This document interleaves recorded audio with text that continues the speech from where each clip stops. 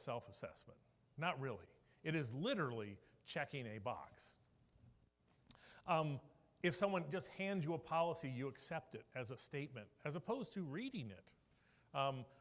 Read the policy and then see what policies or procedures it refers to, in which other ones are related. Like an incident response policy is probably going to have an SOP to it, a standard operating procedure, or a playbook or a run book or something along those lines. It's also associated with business continuity, because when an incident goes bad enough for long enough and hits critical enough systems, now it's a business continuity. There should be some sharing between those two documents. They should have the terms right, for example. Also, there's this lack of curiosity and follow-through in analytical skills.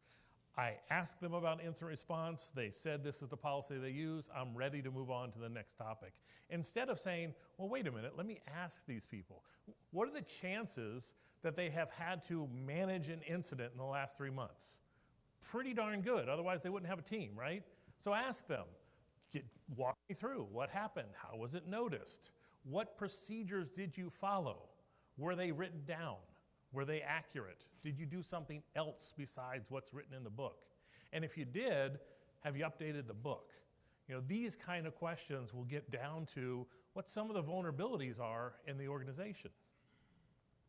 So I wanted to introduce this topic called LOCKS. LOCKS is just an acronym, stands for list, observation, curiosity, knowledge, and satisfaction. And it's just a way to walk through and improve your skills as an assessor.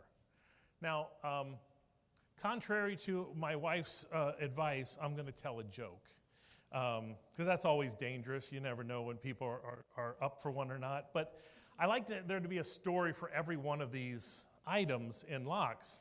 And I'll start off with there's this 80-year-old couple, and they're just having problems remembering. So they decide to go to the doctor and talk to the doctor and say, hey, is there something going on with us that we can fix? The doctor gives them a complete physical and says, look, as you get older, you start to forget. You should write it down. So whenever you have something like going to the grocery store, make a list. And the old couple is at home that night watching TV, and the old man gets up to go to the kitchen, and the old lady says, hey, will you get me an ice cream? But the doctor said, write it down. And the old man said, I got it. I don't need to write it down. And she says, wait a minute, I want an ice cream with sprinkles on top. You should write it down. And he goes, no, I don't need to write it down. She goes, no, I want an ice cream with sprinkles and a cherry on top. You should really write it down. He goes, look, I got it. You want an ice cream with sprinkles and cherry? I'll get it. So he goes into the kitchen, and about 5 minutes later, after a bunch of banging, he comes out with a plate that he is proud to serve to his wife, and it's a plate of eggs and toast. And she goes, I knew this would happen. Where's my bacon? But we all forget, right? So when I do an assessment, I have lists of things that I'm looking for because it's hard to remember them all. Let's say that you're assessing an organization, and the first thing you see when you enter the building is visitor control. There's a desk that you should walk up to. Maybe there's a sign that says all visitors must sign in. Good enough? They have a sign, they have a visitor log. Great, we're done? Maybe not, right? So this is my list of the stuff I look for. Sorry for the small print. Slides will be available. But this first one is approval. So who approves you actually coming into the building? There's a log there where they have your name and your time and the signature. We'll get back to that. I don't know what the signature on that log is for. Then you have the guard who's enforcing something. Maybe they're asking for your ID. Maybe they're checking to see who you're there with. And they have storage of these visitor logs somewhere. And they keep them for a certain amount of time. I ask about all of that. Then we have authorization. What kinds of documents are acceptable? I mean, when I go to an organization, I will comply with what they ask for. The last one I was at, I said, you know what, I don't have my driver's license. I left it in the car, which was true. And she says, don't worry about it, right? That's a finding, right? I'm not trying to get anyone in trouble, but it's either a policy that you must check the IDs or it's not a policy. So check those, time in, time out. What do they do if you're there for multiple days? Typically, they say keep the badge overnight, right? Typically what you're doing. There should be a badge itself. Sometimes it's just a sticker very easy to reproduce and fake those things. We're looking for some kind of badge with some kind of chip on it, or mag stripe, or some kind of ID on it that you can use for access control. Hopefully, it's not the 25 kilohertz one, or 125 kilohertz, because those can just be read. It will give up its ID if you just hold a flipper next to it, for example. And then, what kind of inventory do they have? How do they handle lost badges? How do they handle escort badges? Is there a list? Do they go over it at the end of the night? Finally, or not even finally, what about the equipment?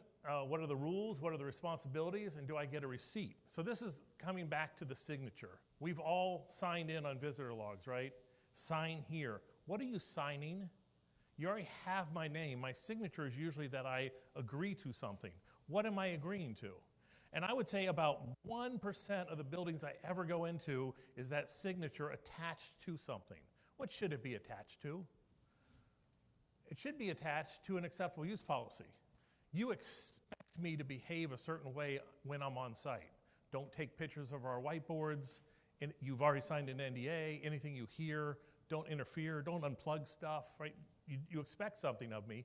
So if there's an expectation, write it down, and that's what I should be signing. Give me a copy of the acceptable use policy I'm signing, and make me sign for it.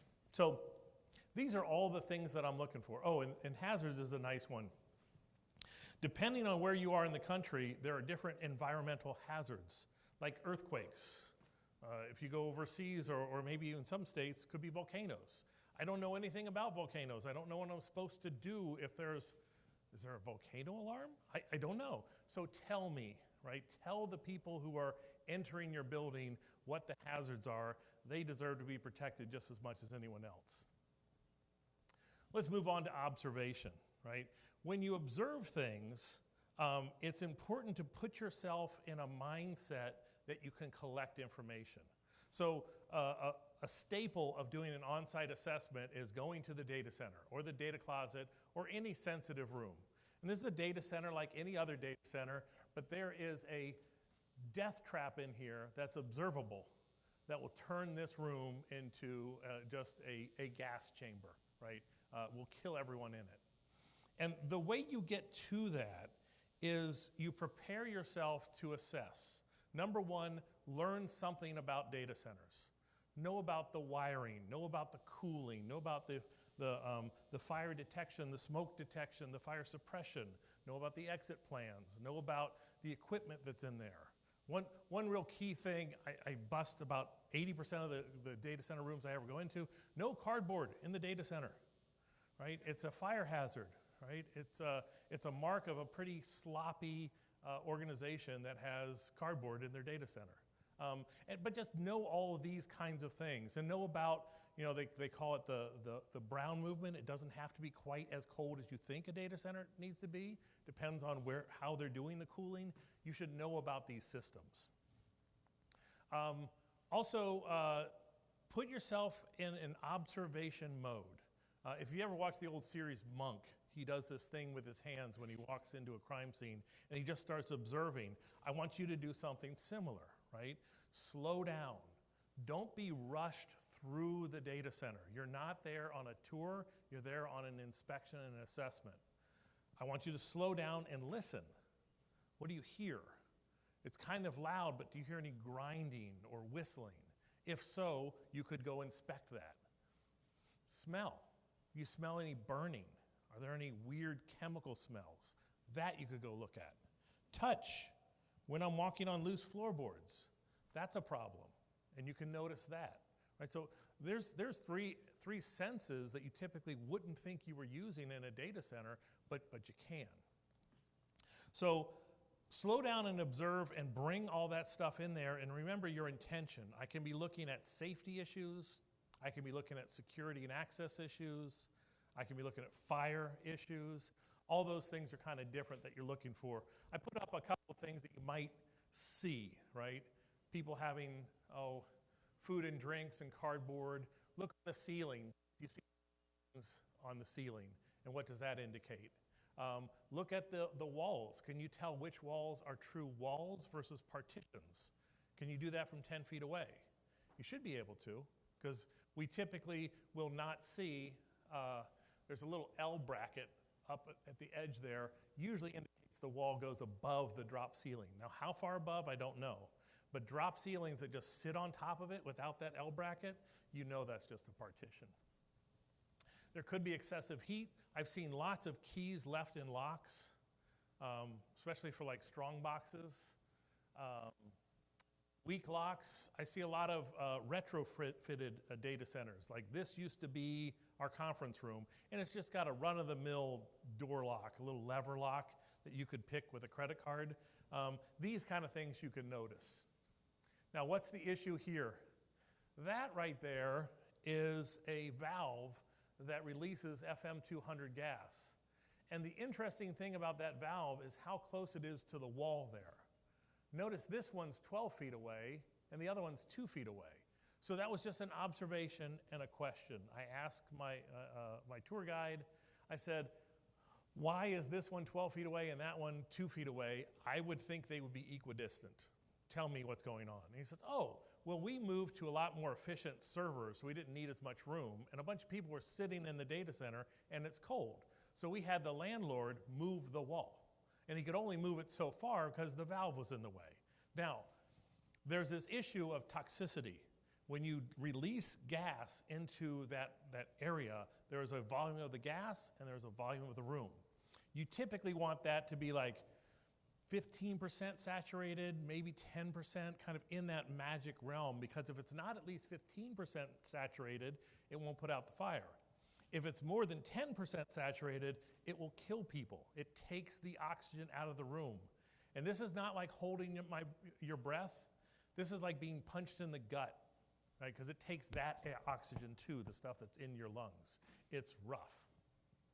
So what had happened is they resized the room and they did not resize the tanks. So instantly this thing was saturating to about 95% instead of 90, and it was pretty dangerous. Curiosity. When you're an assessor, I don't know, sometimes people have this effort to just get on with it, just to finish the interview. I've got all my questions, I need to get out and do an assessment. And you need to slow down and you need to be curious because you're just getting a glimpse as to the controls. So we're doing this assessment for a pharmaceutical company, and pharmaceutical companies deal with formulas and results of tests and trials. And the way the law reads since 2016 is first to file, not first to invent, owns the patent. And in a pharmaceutical company, pre-filed patents are worth a lot of money. There's a concept in data called crown jewels. It says 0.02% of the volume of your data is worth 70% of all data. So what are those crown jewels in your company? And we were doing a data flow. So the data came from the lab, it went into the cloud, it went to the printers put it in a FedEx box and shipped it off somewhere. That was the data flow. And we're asking about controls in each one of those. And when I get to the FedEx box going off, I'm asking the receptionist, tell me about this FedEx box.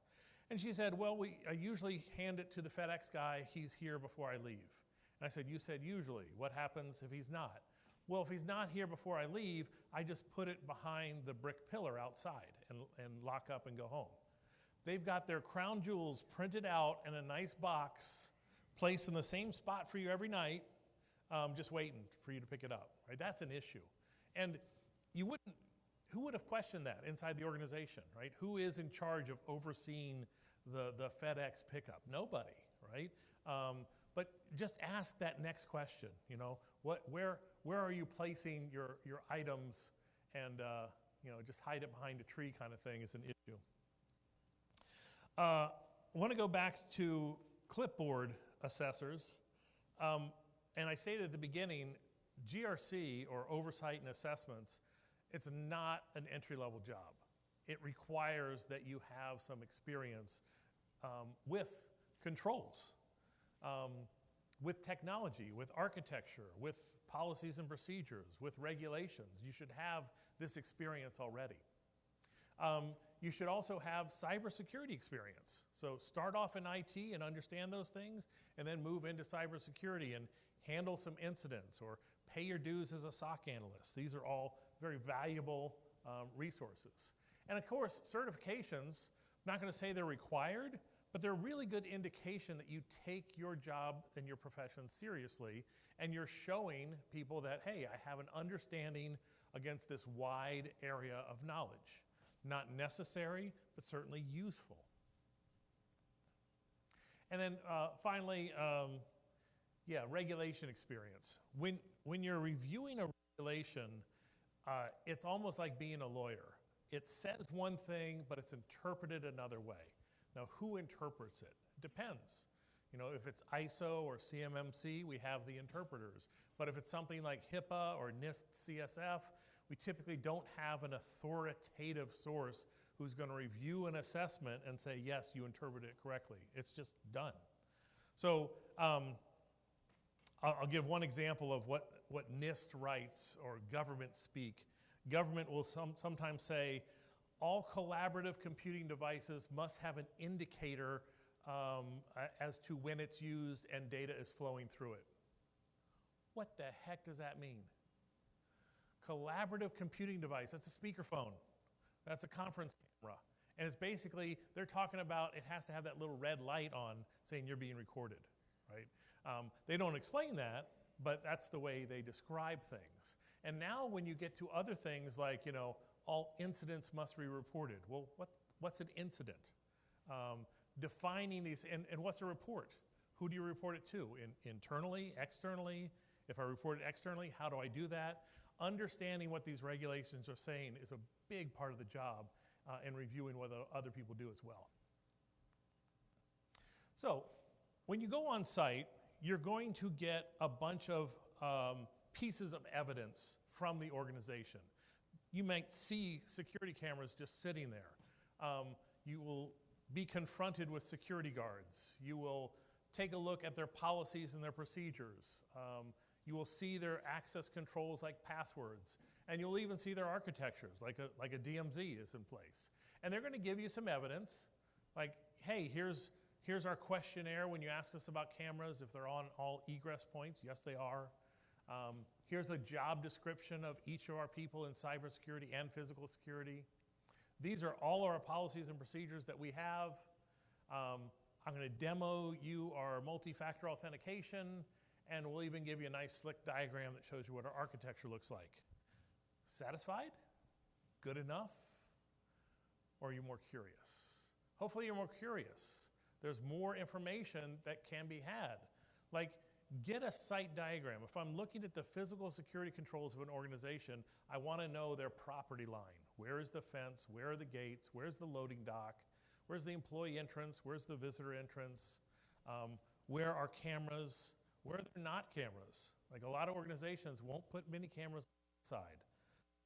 There was a school that I was assessing, and they didn't want to put cameras in the break room because they didn't want people to feel they were being watched. I get it, right? But and then start plotting these cameras out, seeing how far should that motion detector sense you, and will it pick you up before you turn the hall? How well will this camera see things? Ask for a demo. Ask for the security guards to show you, hey, let me see the image you get on the loading dock. A job description is one thing. Let's stick with physical security for a minute. Interview them. Ask them, what is it like being a guard here? What do you wish there was? Is everything working? What happens if something is not working? I did an assessment on an organization where I walked around the building making sure the guard turned the corner first, and I was able to walk around the whole building without him seeing me. And the front door was left open while he walked around. Also, when he walked around, I noticed that a light was out on the first corner that we covered. So the next day, when I interviewed the person who's in charge of all the security guards, I asked them, what is the procedure? What are people doing when they walk around? He says, well, they check doors, they check lights, they check cameras, they make sure everything's okay, they check suspicious people. I said, and if they see something awry, it goes in this after shift report. I said, can I see the after shift reports from last night? And nothing, right? But who does that? Who comes in afterwards and says, I hear your control, I'm here to be cynical about it. I'm here to ask for proof. Walk me through the process where that standard operating procedure is implemented, and who is called, and is this even an accurate number? The policies they give you, read them. Don't just check that, yes, there is an incident response policy. Read the whole thing. You will find things in there that you would be embarrassed if you didn't read it. There will be sections in there that says, got to check with Mike on this section not done yet. Like if you don't bring that up as a gap, your credibility is shot because it was just a planted flag for you. But you'll also get things in there that refer to other policies, that provide terminology, that give you the knowledge you need to interview the person who's doing incident response, right? I notice in your procedures, you have severity levels 1 through 4. Walk me through a severity level 3. And how do you know it's a 3 and not a 2, for example? You'll also get this demo on, hey, I type my name. I'm not going to let you see my password, but I type my password and I'm in. I mistype it, I'm not in. Yay, right? Great demo.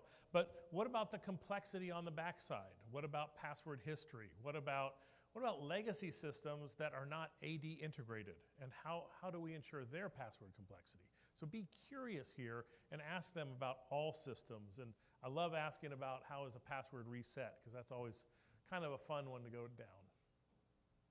And the diagram. They'll show you a diagram that says this is our architecture, but is that complete? Never. There's always like, yeah, but we still got some legacy systems because we're still moving to the cloud. Or that's most of our affiliates, but not these guys. It's always more complicated than you think.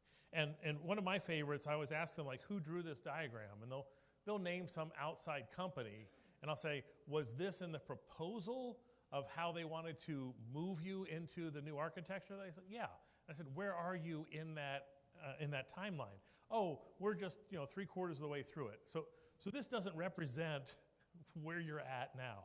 So does it represent where you're going? Well, not really. We kind of changed our mind on a couple of things. So it's like, you got to follow up and don't be afraid to ask questions about something. Even if it's real slick, even if everyone at the company says it's so, it's okay to ask the next question, because that's really what you're there for. So yeah, and then sometimes you go check out the actual firewall rule set, and it's just not what someone said it was. So that's what I have for you. Just to summarize, you're either an assessor or you're being assessed. Hopefully that covers everybody. And I think there should be something here for everyone. If you are being assessed, get good assessors. Like every once in a while, I think annually, but at least biannually, get an independent or external company to come in and do the assessment. Self-assessments really aren't worth much. For security assessors, cultivate your own lock skills.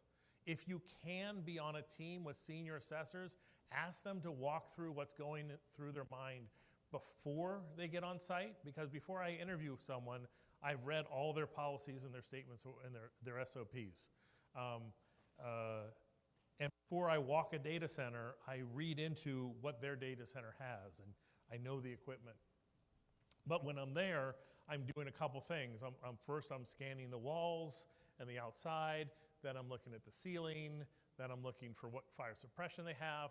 And someone could walk you through that, right? And if you're a seasoned assessor, walk the less seasoned assessor through what you're doing.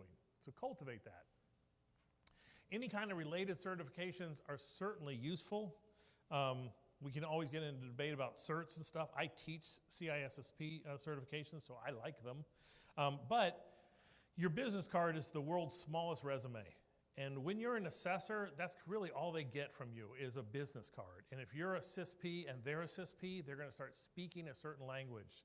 They'll say IRP and MFA and other acronyms. They'll talk about zero trust networks. And both of you who are talking know that you understand that language. That's what a cert does, right? Assessors, provide a thorough review. If you're working for a company that's encouraging you to use the checkbox, time to look somewhere else, right? Or just start maybe upping their game. saying, hey, this is a good checkbox list, but I've created my own over time, and this is where we can do better. If you're obtaining an assessment, make sure you get an independent assessment and make sure your assessors are going deep. Be in on those interviews, be in on those site assessments, and see what they're asking and what they're following through with.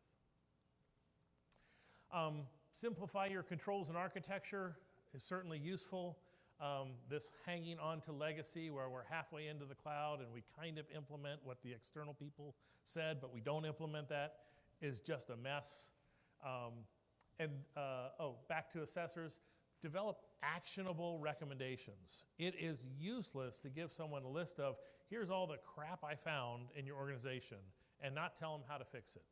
Now, you're not going to know exactly how to fix it, but when I'm assessing and I talk through something like, hey, that temporary password that you give has nothing random in it at all, I ask them, do you have a tool available that generates random passwords for you? Yes, we do that on this system over here. Do the people sitting at the screens have access to that same tool? Yes, they do. Can they use that tool to enter it here? Yeah, that would work. Okay, now I'm going to recommend that, right? So make sure your recommendations will work. You kind of run it by the customer and make sure they're actionable. And that's how my assessment reports end. It's like, these are a bunch of actions. You can ignore any one of them, but all of these are actions that address the vulnerabilities that I found. So that's what I have. I hope that locks assist you at either assessing your assessors or being a better assessor. And I hope your next assessment uncovers the risk that you don't see. So thank you very much.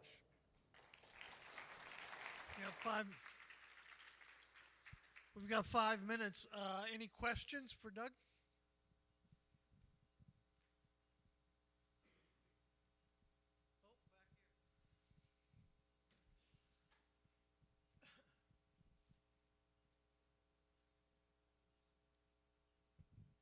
Are there any sources for live training for assessors for physical assessments that you would recommend? Yeah, training's difficult. I don't see any training assessments. I have a book, so come up here and I'll hand it to you. It's my list. It's real simple. When I would do physical assessments, I would sketch out the building, and it would just be any old notebook. And then I'd have my list of what to look for. So I just put that in a book, and it's like 70 of the same thing. But it might be useful. I teach a course on how to do better risk assessments, but I'll be honest, the CISP outsells it 100 to 1. I mean, I can teach CISP all day long, and it's hard to fill a class on these very specific. You ask a great question. I think it's probably going to be video training and books more than find live training. Go for it.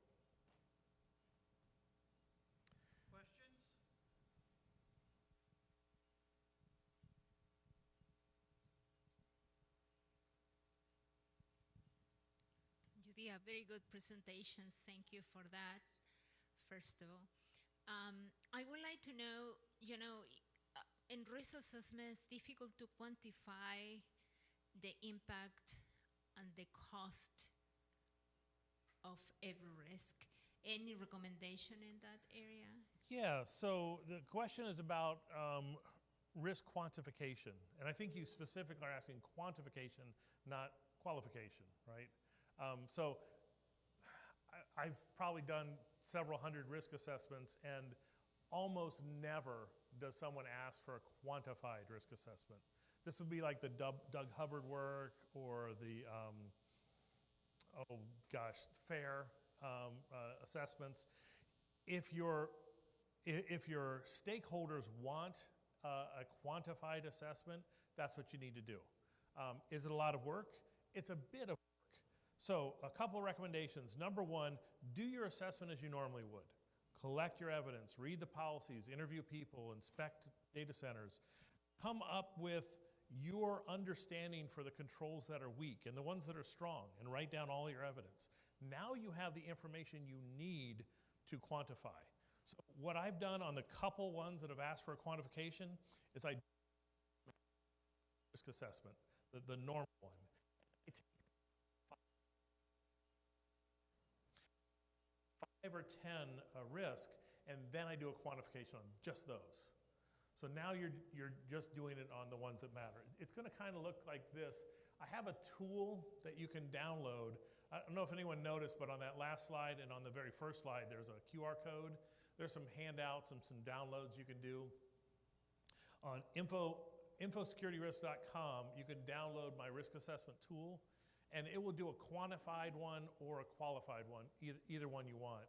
And as you can see, kind of up here, it's doing the Monte Carlo simulations with the distribution curves, and it goes farther than FAIR does. FAIR is all normal distribution. Risks don't always follow a normal distribution curve. Like earthquakes don't. They follow a binomial curve. So you can even plug in which kind of curve you want, et cetera, and do all that stuff. And it walks you through a whole tutorial of how to take the evidence that you have and make a quantified risk statement. Okay, I'd like to thank Doug and remind everybody he has a book signing at 4 p.m. in the village. That concludes this session. Let's have a round of applause for Doug. Yeah.